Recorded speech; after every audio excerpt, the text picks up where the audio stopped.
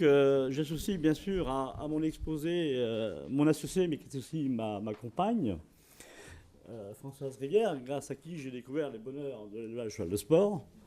Dans le sud de la Manche, tout près de la baie du Mont-Saint-Michel, où nous sommes aujourd'hui en vitesse de croisière. Alors j'ai prévu trois parties dans mon exposé. Le contexte de l'élevage du tail, c'est la fixe de l'élevage.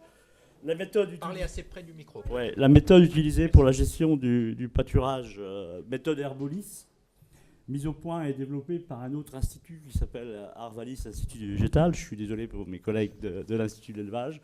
Donc Arvalis Institut du Végétal, c'est l'équivalent d'IDEL, mais pour la partie grande culture et production fourragère. Et ensuite, donc, j'ai appliqué cette méthode à la gestion du pâturage dans notre élevage. Et donc, je vais vous présenter les principaux résultats observés depuis 2007 et jusqu'à l'an dernier. Alors, le contexte de l'élevage du tail, c'est une petite exploitation par rapport à ce qu'on vient de voir, avec deux UTH, Françoise et moi-même.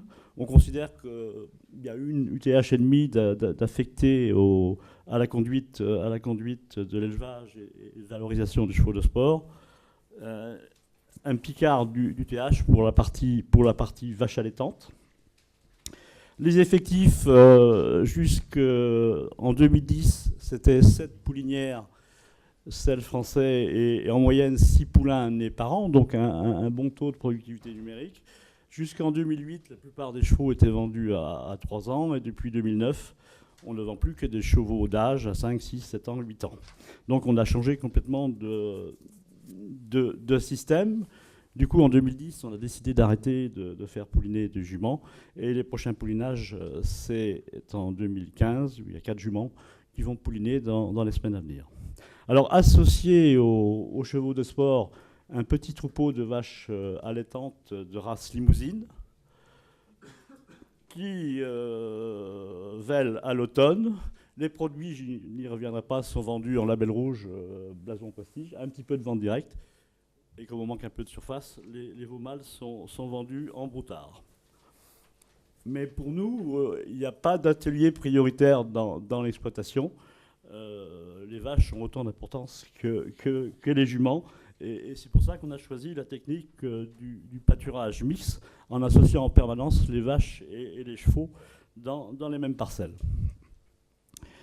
Alors, les conditions climatiques sont forcément bonnes. On est en Normandie, on n'est pas à 1400 mm, mais quand même 950 mm de pluie bien répartie sur une exploitation qui fait 27 hectares.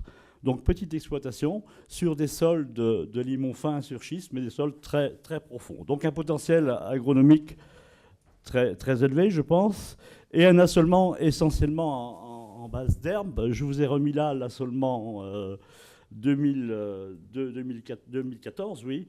85% d'herbe dans l'assolement, 4 hectares de maïs, la moitié sous forme d'ensilage pour les vaches allaitantes en hiver, la moitié sous forme de maïs grain pour les chevaux, et le reste en prairies. Beaucoup de prairies temporaires, mais ce sont des prairies temporaires de très longue durée, puisqu'elles ont entre 5 et 30 ans.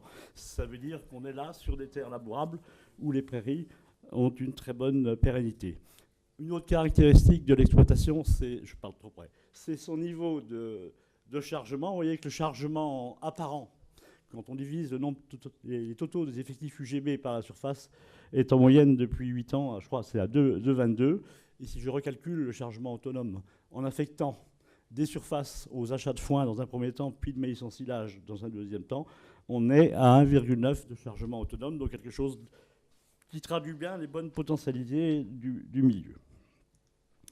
Avant de passer à la partie gestion du pâturage, j'avais calculé sur les années 2007 à 2009 les frais engagés par jument mis à leur reproduction et sa suite jusqu'à 3 ans, donc qui intègre les frais engagés pour le poulain de 1 an, 2 ans, 3 ans, y compris le débourrage. Simplement, donc on arrive à 8 500 €.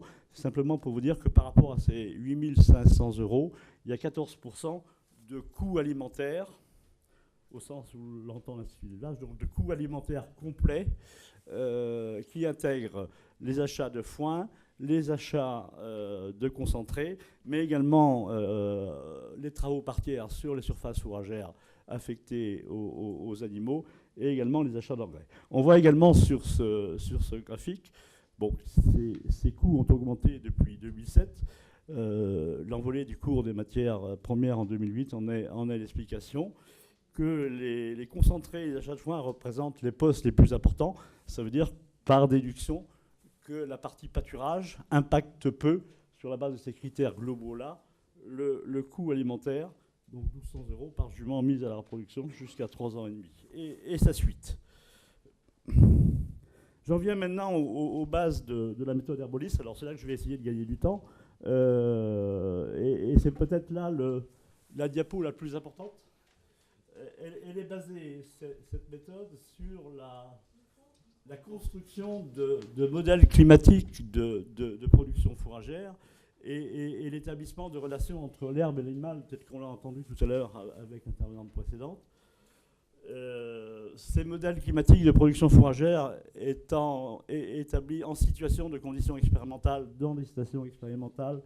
Il y en a une qui est dans la région centre Limousin, il y en a plusieurs dans l'ouest, une également en Lorraine.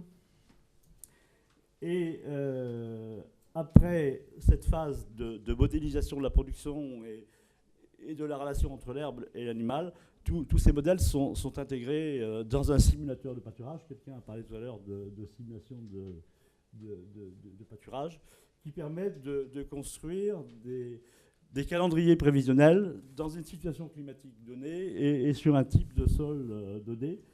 Et de ces calendriers prévisionnels, on peut ressortir un certain nombre d'indicateurs de conduite, d'outils d'aide à la conduite, comme les hauteurs entrées, hauteurs sorties de parcelles, mais également la gestion du stock d'herbe sur pied sur l'ensemble des parcelles prévues pour le pâturage, au travers de 2 indicateurs, le stock d'herbe disponible et les jours d'avance, qui sont calculés à partir du stock d'herbe disponible et divisés par le niveau d'ingestion du lot affecté au pâturage. Donc c'est une démarche classique qui va de l'expérimentation à la modélisation et de la modélisation à la simulation et ensuite la vérification sur le terrain qu'on peut valider un certain nombre d'indicateurs de conduite.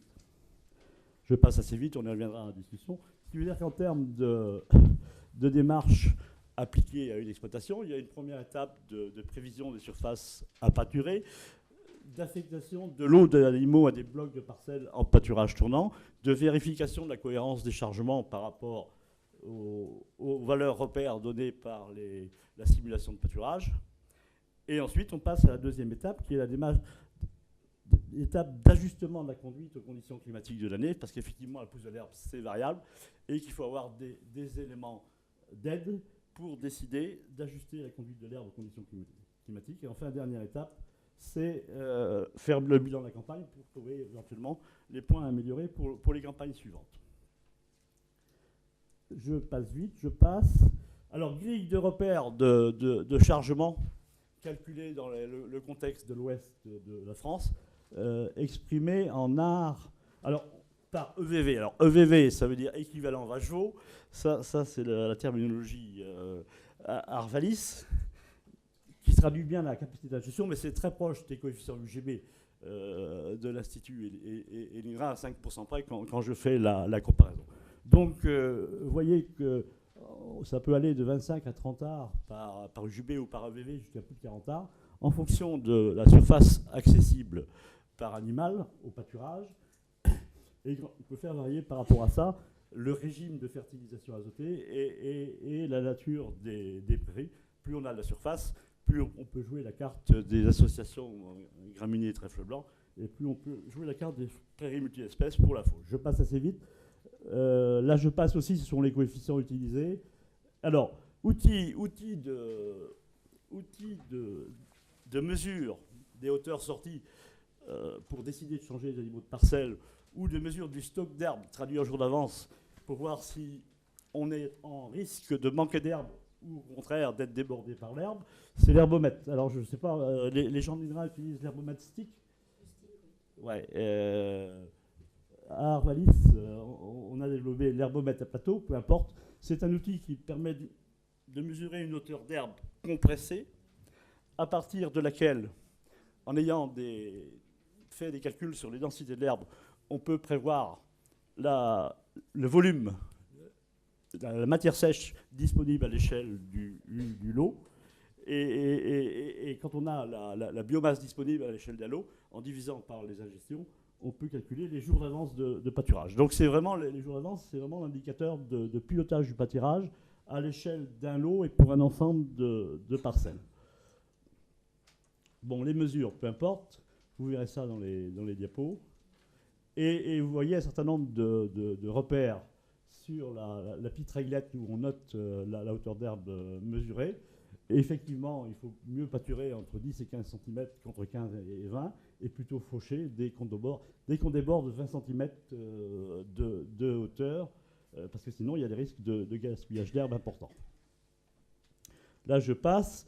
Là, c'est le mode de calcul des jours d'avance de pâturage. On a bien un stock d'herbe utilisable qui correspond à la hauteur moyenne mesurée, duquel on déduit la hauteur prévue pour la sortie. On multiplie ça par une densité et par une surface, et qu'on divise par les besoins des animaux ou les hypothèses d'ingestion des animaux pour avoir ces jours d'avance. Bon, je passe, et j'en arrive à l'élevage du teil. Vous avez tout compris? Non, mais je vais forcément me répéter avec l'élevage du teil, donc on va être sur des choses plus concrètes. Alors, organisation du parcellaire à l'élevage du teil. Et là, vous avez une magnifique limousine. 4 lots d'animaux. Et donc 4 blocs de parcelles. 4 parcelles par lot au printemps. On n'a pas fait plus. Et 5 en été, puisqu'on a une parcelle qui vient après du pâturage, après de la fauche en fenaison. Un lot de vaches et de juments suités dans des parcelles proches des bâtiments, parce qu'en ce moment, les juments, on les rend tous les soirs pour surveiller les poulinages, et on les remet dehors tous les soirs, même s'ils ne sont pas mangés la nuit.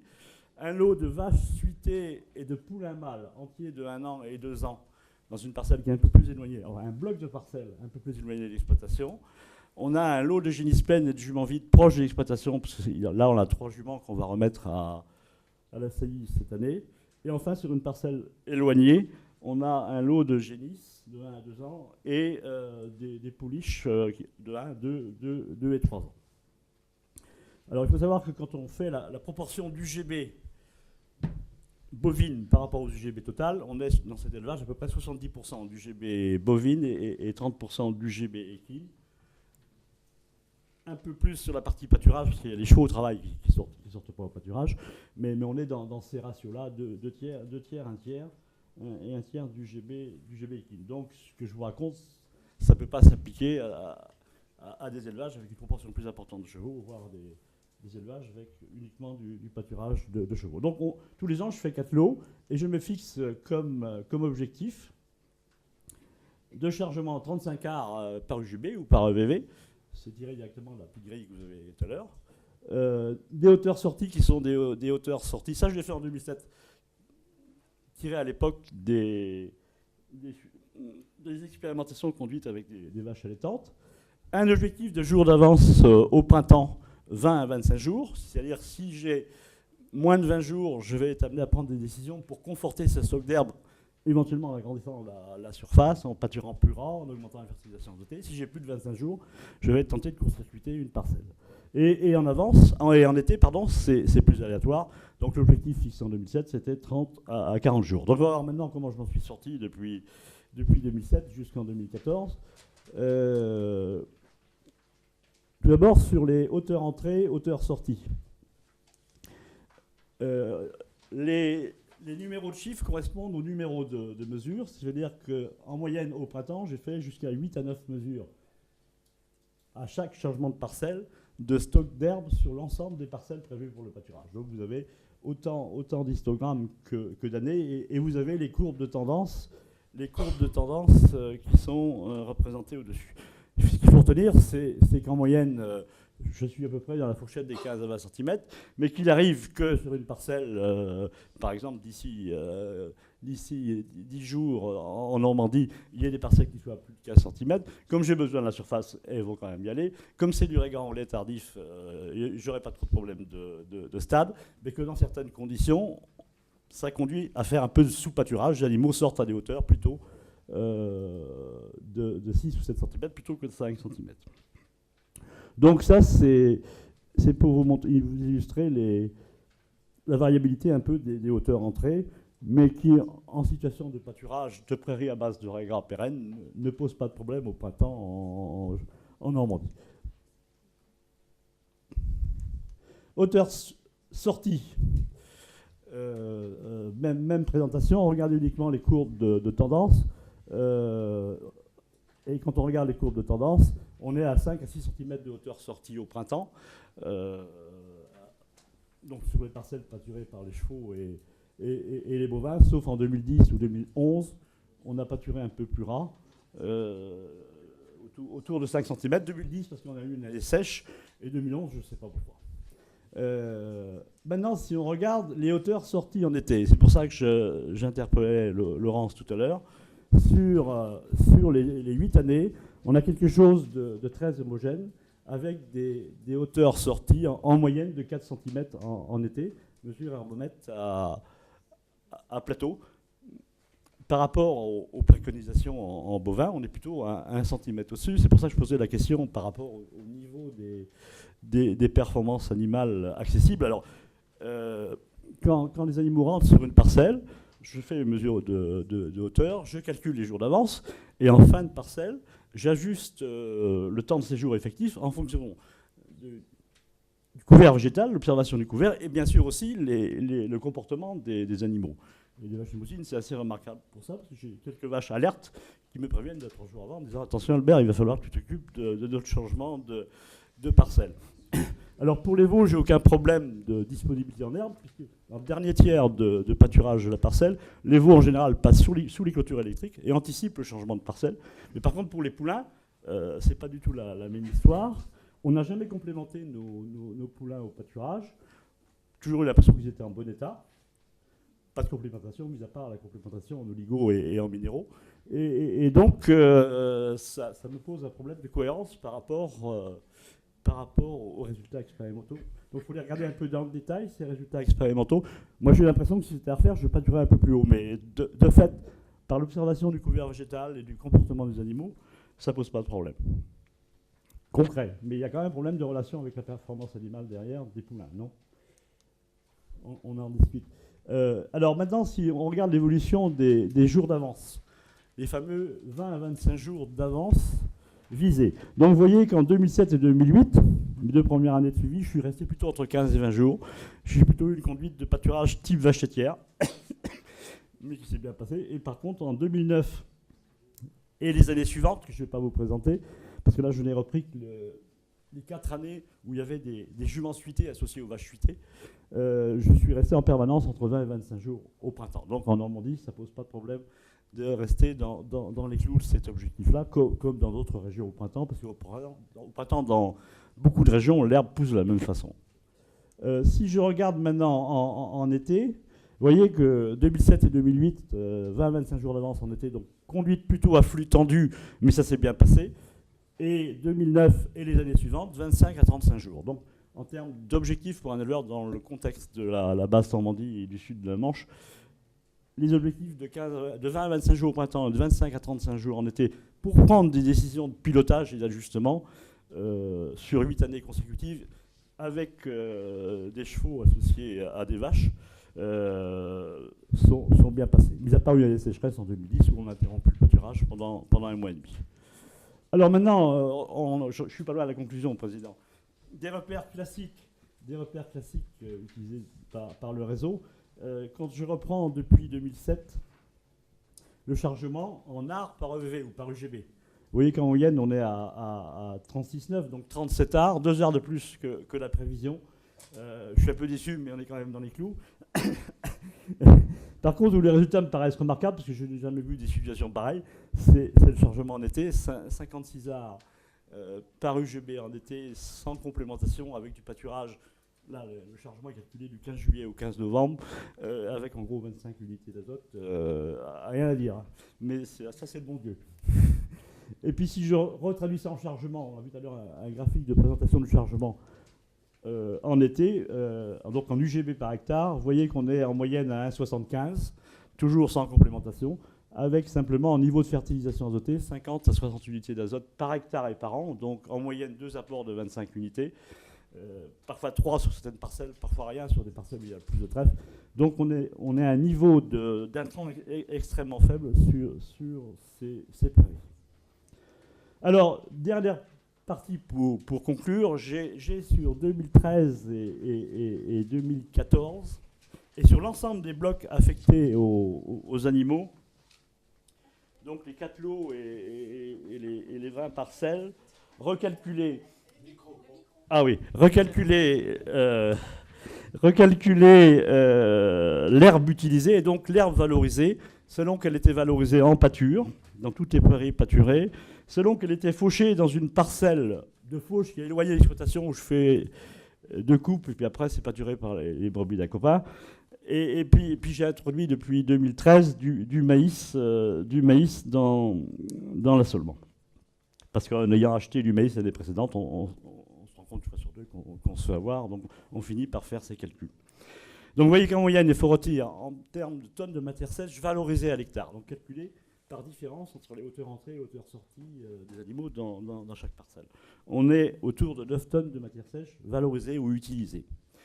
Mais ma parcelle de fauche, 5 à 8 tonnes de matière sèche de foin, je pense que c'est lié au faible niveau de fertilisation dosée, parce que si on veut faire du foin, on sait qu'il ne faut pas forcer la main sur l'azote, puisqu'après on est coincé. Par contre, le maïs, j'étais surpris, 15 tonnes de matière sèche à l'hectare en 2013, 20 tonnes en 2014, et ça, c'est pas uniquement les bilans de cysto, c'est aussi les rendements en grains, puisqu'il y a la moitié qui est faite en grains, où j'ai fait 120 quintaux en 2013 et 130 quintaux secs en 2014. Alors quand je raconte ça à mes copains, ils sont évidemment surpris. Mais je dis, je sais pas, moi, j'ai pas de problème. Mais c'est pour plaisanter. Donc, alors après, je suis passé de là à un calcul ramené aux 1000 UFL. Alors, UFL pour les gens du cheval, c'est unité fourragère lait. Hein, c'est l'unité de compte pour les vaches laitières comme pour les vaches allaitantes. Un calcul du coût direct dans lequel j'intègre, bien sûr, les hectares, les charges foncières, fermage calculé et entretien du parcellaire, mais également la surveillance du pâturage, le temps passé au déplacement des animaux. Je valorise mon travail à 10 € de l'heure, c'est pas cher, mais il faut l'intégrer si on veut comparer à d'autres modes de récolte. Ça comparé au foin produit dans la parcelle dont je vous ai parlé, ou au foin acheté à 100 € la tonne. Et en intégrant pour le foin, bien sûr, les frais de récolte, les frais de transport, pas les frais de stockage, mais les frais de distribution également, la main-d'œuvre. Alors, je sais pas, j'appelle ça un coût direct. Il faut voir ce qu'on met derrière, surtout. Donc, vous voyez qu'en moyenne, sur les hectares pâturés, on est entre 60 et 70 € les 1000 UFL valorisés. Alors, vous comparez ça au prix du concentré. Le foin produit, on est autour, les 2 années, de 200 € les 1000 UFL valorisés, et le foin acheté à 100 € la tonne, parce qu'il y a des frais de distribution, entre autres. On est à plus de 200 € la tonne. Et le maïs en silage très, très, très productif, on est quand même entre 130 et 150 € la tonne, les 1000 UFL valorisés. Alors ce type de calcul est intéressant, ça veut dire que j'ai fait un calcul aussi de ration alimentaire en fin d'hiver pour des juments dans le dernier tiers de gestation, dans le dernier mois de gestation, entre une ration à base de foin complémentée par des céréales d'exploitation et une ration à base d'herbe avec les hypothèses de gestion qu'on retient, le coût alimentaire est divisé par 3 dès lors que je gagne un jour de pâturage. Donc on avait tout à l'heure la même conclusion avec les gens du Limousin. Après, il faut voir ce qu'on met derrière les calculs pour harmoniser un peu le mode de calcul. Mais il y a très longtemps, on disait déjà dans le Finistère que le pâturage coûtait 3-4 fois moins cher que l'herbe stockée ou l'herbe conservée sous une autre forme. Donc ça, c'est un élément important, me semble-t-il, pour être très, très volontariste sur la réduction du coût alimentaire dans les exploitations herbivores au sens large. Je conclus, Président. pour dire qu'en pâturage mixte, me semble-t-il, on peut appliquer, dans les conditions où j'ai travaillé dans mon exploitation, les mêmes règles de décision que pour la conduite du pâturage de bovins viande. C'est quand même sympa. Ça veut dire qu'en termes de développement, les priorités sont apportées plutôt sur les pâturages seuls que sur les pâturages mixtes. Mais cela dit, il faut faire passer la méthode quand même. Moi, j'ai une interrogation quand même sur la relation hauteur-sortie, performance des poulains, mais je vais regarder les publications. Ça doit permettre aussi d'aider au raisonnement de la complémentation animale concentrée, parce que j'ai vu tout à l'heure que la plupart des éleveurs de chevaux complémentent les poulains sous la mer. Bon, apparemment, on ne le fait pas, et les éléments apportés aujourd'hui montrent que ça n'a pas beaucoup d'intérêt. Mais alors après, derrière, il faut réfléchir à un plan de formation très, très ambitieux, parce que l'appropriation par les éleveurs, ça prend du temps. Il faut faire des piqûres de rappel, et donc on a besoin de faire converger toutes les forces vives qu'on a entendues aujourd'hui. Voilà, je vous remercie. Et qu'il est beau.